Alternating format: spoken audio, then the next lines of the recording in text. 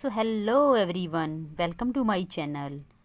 Today I am going to teach you about grammar, and first of all we will read about tenses. So in tenses, first of all I will give you the definition of tenses. What are tenses?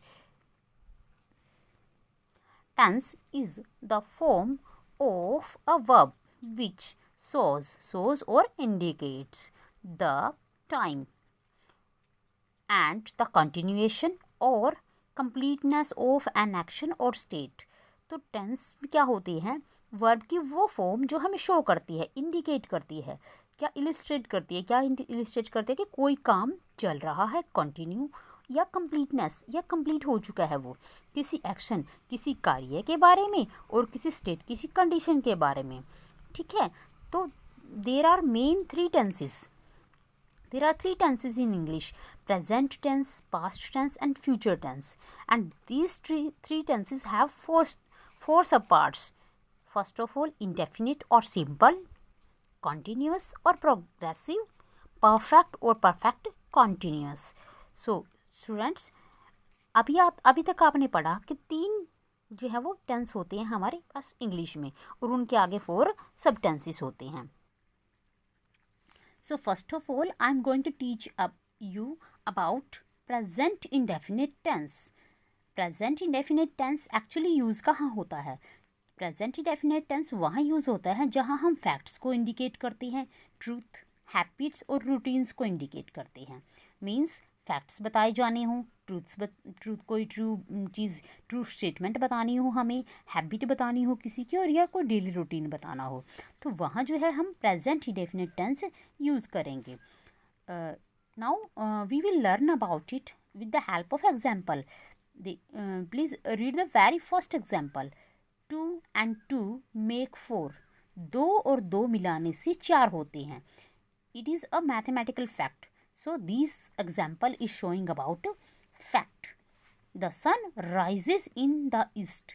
Sunrise कहाँ से होता है? East direction से, पूर्व दिशा से जो है वो सनराइज होता है.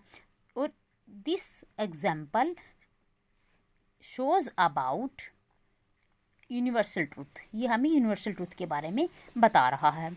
You play game every day. तुम हर रोज़ खेल खेलते हो, कोई भी गेम है वो तुम हर रोज़ खेलते हो. Every day means this work is going on in routine. So this example is showing us about routine. And he always speak the truth. और वो हमेशा सच बोलता है. It means he is habitual about speaking the truth. तो ये हमें यहाँ पर habit को show कर रहा है. So now you can see that present indefinite tense always use when we are telling about facts, truth, habits and routines. So every tense have 3 structures.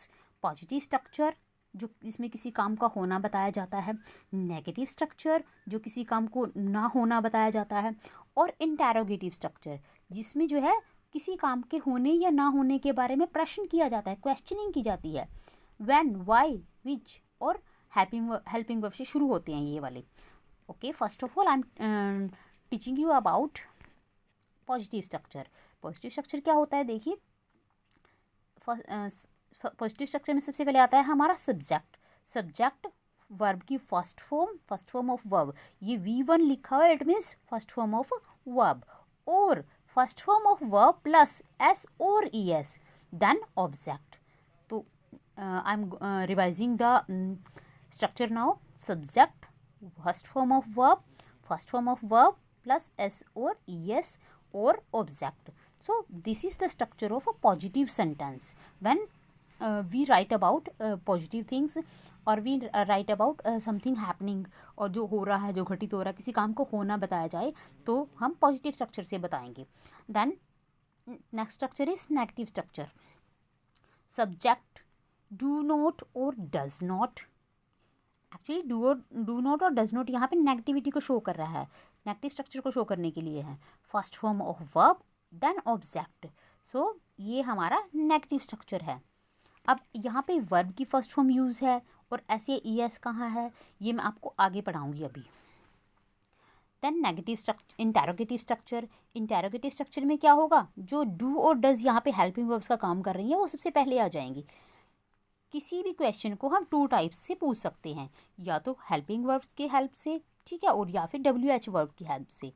तो जो है हेल्पिंग वर्ब में देखिए क्या होगा, do does plus subject means in interrogative structure helping verbs is put before subject, ठीक है, subject से पहले आएंगे ये। सब do does plus object and then first form of verb, then object and in the end we put question mark, last में हम question mark लगाएंगे, which also indicates about the question और इंटेरोगेटिव सेंटेंस। तो question जो है वो sentence, question mark जो हमें क्या दिखाएगा, प्रश्नवाचक जो चिन्ह है वो क्या दिखाएगा, इंटेरोगेटिव सेंटेंस के बारे में, ठीक है। और सेकंड जो स्ट्रक्चर है हमारा वो है WH वर्ब। WH वर्ड्स वो होते हैं, कौन कौन से होते हैं dear student, do you know? WH words होते हैं what, why, when, which, how, okay. और ये जो है हमारा स्ट्रक्चर सेम रहेगा। हेल्पिंग वर्ब इस जो हमारा WH वर्ड वाले क्वेश्चन हैं उसमें भी सबसे पहले ही रहेगी, सब्जेक्ट से पहले रहेगी। ये हमारा सब्जेक्ट है और सब्जेक्ट से पहले जो है हमारी हेल्पिंग वर्ब है, ठीक है। देखिए WH words plus helping verb do does जो प्रेजेंट इंडेफिनिट के लिए यूज़ होती है, ठीक है, subject first form of verb, object and then question mark. So now I am going to teach you about that where we will use first form of verb और do। हम first form of verb और do कहाँ use करेंगे ये मैं अब आपको बताऊंगी, सुनिए ध्यान से। When we have subject as I, we, you, they और plural noun, I, we, you, they और plural noun, मतलब ये सब जहाँ सब्जेक्ट के तौर पे आएंगे, जहाँ ये सब्जेक्ट की जगह पे प्लेस होंगे, ठीक है, वहाँ हम जो है सेंटेंस में पॉजिटिव और नेगेटिव सेंटेंसों में फर्स्ट फॉर्म लगाएंगे, ठीक है, और इंटेरोगेटिव सेंटेंस में जो है डू पहले आ जाएगा, क्लियर। पॉजिटिव सेंटेंसों में अगर हमारे पास आई, वी, यू, दे और प्लूरल नाउन है, then we put first form of verb after subject. And negative sentence, if negative sentences में if we have subjects like I, we, you, they and plural noun, then we will use do not, okay. And in interrogative sentences, when we have I, we, you, they and plural noun, then we use do before subject to show interrogation or question. Listen to me very carefully. These are total 5. 1, 2, 3, 4, 5। तो these are 5 sentences. ये वो 5 sentences subjects हैं, या ये वो 5 जो हैं words हैं जो सब्जेक्ट की जगह पे आने पे हम जो है फर्स्ट फॉर्म और डू नॉट यूज़ करेंगे। I hope it will clear to you now. Second point, first form of verb S और ES एंड डज कहाँ यूज होगा, when we have subjects he, she, it और singular noun, जहाँ हमारे पास subject होगा he, she और it, singular noun जहाँ ये हमारे पास सब्जेक्ट होंगे 4, then we use first form of verb plus S या ES और does.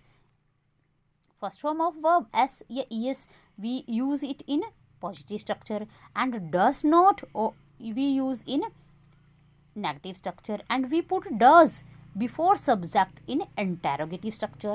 So please I'm repeating it, please listen to me very carefully.